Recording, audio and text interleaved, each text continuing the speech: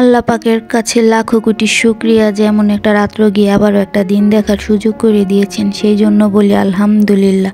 সকল প্রশংসাই আল্লাহ পাকের জন্য। আসসালামু আলাইকুম, কী অবস্থা সবার?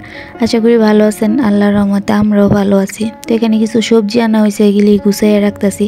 ধনিয়া পাতাটা মানে সাথে সাথে যদি বাইচা রাখি তাহলে আর কি জিনিসটা ভালো থাকে, আর নাহলে ফ্রিজে রেখে আবারই করতে গেলে কেমন একটা ঝামেলা পড়ে যায়। এই কারণে আমি বাইচা আর কি রাখতেছি। কাঁচামরিচের বুটো মানে অল্প কয়েকটা কাঁচামরিচ, বেশি না। তো এখান থেকে আর কি আনা হয়েছে, বড় বাজার থেকে আনলে আবার বেশি করে আন না, তারপর আর কি করে রাখি।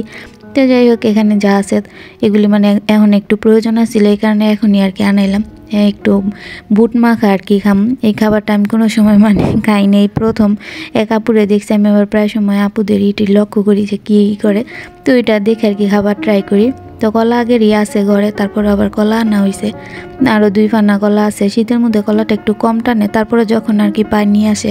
আর এটা হয়েছে শসা, কাঁচামরিচ, লেবু, ধনিয়া পাতা মানে সবগুলি কাইটে নিছি। আর বুট সিদ্ধ কইরাম, তারপর কোনো তেলে আর কি কিচ্ছু করি নেই, বাগার দিয়ে নেই, শুধু সিদ্ধটাই এরকম করে নিছি।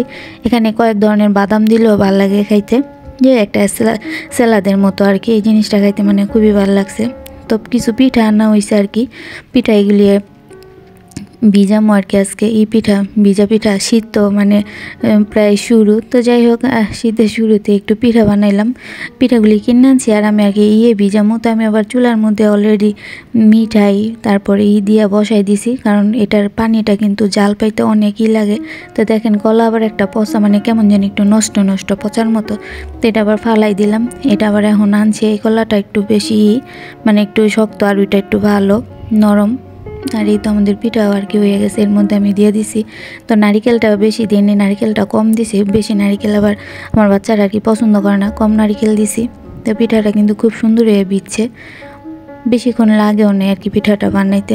তো দুধটা আমি এক্সট্রা আর কি জাল দিয়ে নিছি, নাইলে কিন্তু দুধ আরই মানে যে গুড়টা একসাথে জাল দিলে আর কি গুড় কিন্তু নষ্ট হয়ে যায়, দুধটা নষ্ট হয়ে যায়। নষ্ট হয়ে গেলে তখন পিঠাটা সুন্দর দেখা যায় না, কেমন জানি সানা সানা দেখা যায়, এরকম একটা তো যাই হোক, এই তো আমাদের এটা রেডি হয়ে গেছে, সুন্দরই হয়েছে বিজ্জা। সকালে তো আমি আবার সকালে যখন খাবারের সময় তখন আর কি এগুলি গুছিয়ে নিতেছি, খাবার টেবিল আর কি খাবার দিম। তো কলা নিছি কিছু, আর ইটা নিছি, চা বানাইছি, আর এখানে বানিয়ে নিলাম। পিঠাগুলি বাড়তাছিলাম, একটা পিঠাও আমি ভালো করে আর কি তুলতে পারি নাই। পিঠাগুলি সব নষ্ট হয়ে গেছে, মানে নষ্ট হয়নি মানে ভাঙ্গা গেছে একদম, এমন নরম হয়েছে আর কি পিঠাগুলি। এই কারণে একটা পিঠাও আমি আর তুলতে পারিনি। তো যাই হোক, যেহেতু বাসায় খাইব কোনো অসুবিধা নেই, এভাবেই খেলাম। পিঠাগুলি খুবই ভালো লাগছে, মানে প্রথম আর কি আমি পিঠা বানাইলাম। এর আগে আর শীত মানে কয়েকদিন ধরে তো শীত পড়ছে, এর মধ্যে আর বানাইনি, এই ফার্স্ট বানাইলাম। তো কাসকি মাছ রান্না করছিলাম, এটা একটু দেখাইলাম আপনাদের সাথে। ধনিয়া পাতা ছাড়া কিন্তু কাসকি মাছ একটু ভালো লাগে না। আর আমার তরকারিটার মধ্যে দেখতেই দেখা যাইতেছে তেল বেশি হয়ে গেছে, প্রায় সময় তরকারির মধ্যে তেল বেশি হয়ে যায়। তো আমি এটা আবার সাইড করে তুলে রাখুন, ফালাই দেবো আর কি এই তেলটা। তো এই কারণে আমি সুন্দর করে একসাথে মানে এইগুলি গুছাই নিতে